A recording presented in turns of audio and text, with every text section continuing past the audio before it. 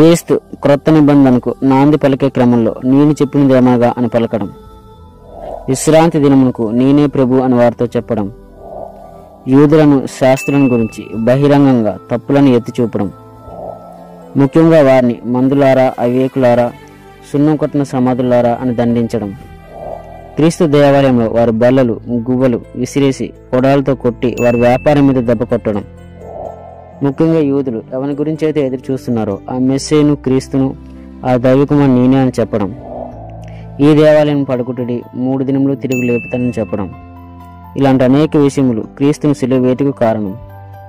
మీరు తెలుసుకోవాల్సిన విషయం ఏంటంటే ఇదంతా తండ్రి అనుమతితోనే జరిగింది. క్రీస్తు అంటూ ఎవడు నా ప్రాణం తీసుకున్నాడు, నా అంతటి నేనే దాన్ని పెట్టుచున్నాను. ఎందుకు? నిన్ను నన్ను రక్షించడం కోసం. ఆలోచించు మిత్రమా.